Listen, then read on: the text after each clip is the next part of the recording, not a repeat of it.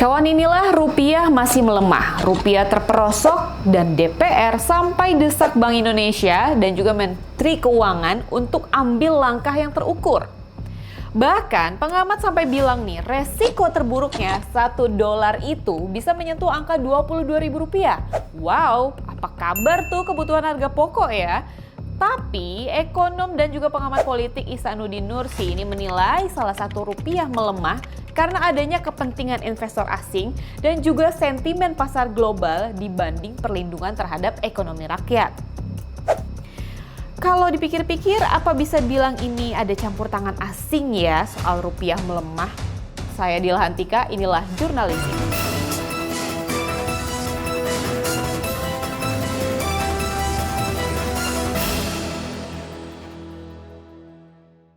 Kawan, inilah pasti tahu dong ya soal Presiden Prabowo yang bilang kalau orang desa nggak pakai dolar dan jadinya itu rame di publik. Nih penjelasan dari DPR kenapa Presiden ngomong kayak gitu. Pak Presiden itu adalah upaya untuk menenangkan masyarakat. Selain itu ada bau-bau gerakan oligarki nih yang merongrong rezim Prabowo. Tapi pemerintahan Prabowo ini disarankan untuk mengabaikan manuver dari kelompok tertentu tersebut ataupun oligarki yang mencoba mendelegitimasi negara.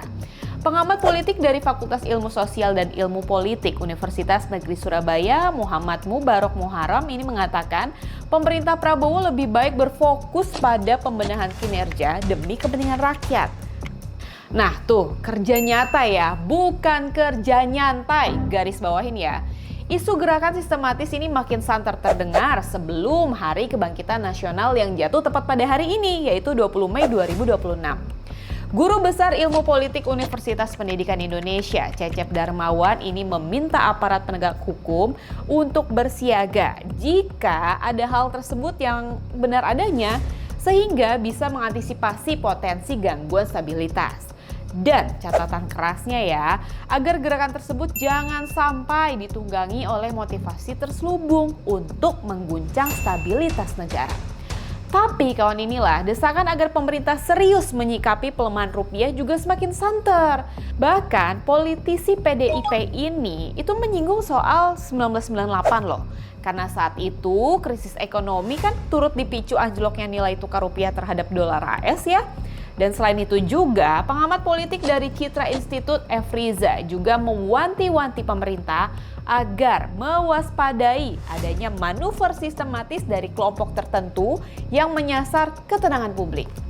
Jadi kawan, inilah di balik pelemahan rupiah ini ya, sebagian pengamat politik itu menilai ada gerakan sistematis yang sengaja dirancang demi kepentingan segelintir golongan untuk menciptakan kepanikan publik.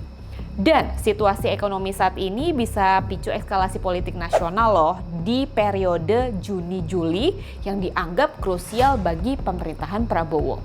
Peneliti Carta Politika Indonesia, Arda Ranadireksa ini menduga kemungkinan terjadinya eskalasi politik nasional terkait momentum Hari Kebangkitan Nasional tanggal 20 Mei ini yang diprediksi akan memanas. Menurutnya, pelemahan nilai tukar rupiah dan penurunan indeks harga saham gabungan atau IHSG ini menjadi indikator yang paling terlihat dari kondisi ekonomi yang sedang melemah. Bahkan kekuasaan disebut-sebut bakal digoyang oleh kekuatan oligarki dan kaki tangannya yang menyasar pada kebijakan dan program-program strategis pemerintahan Presiden Prabowo Subianto. Tapi kalau dari sisi pemerintah ya kawan, inilah menurut pengamat politik dari Arsi Strategi Radis Hadi, justru saat ini pemerintahan Presiden Prabowo itu sedang berusaha keras untuk menjaga stabilitas ekonomi di tengah gempuran eksternal.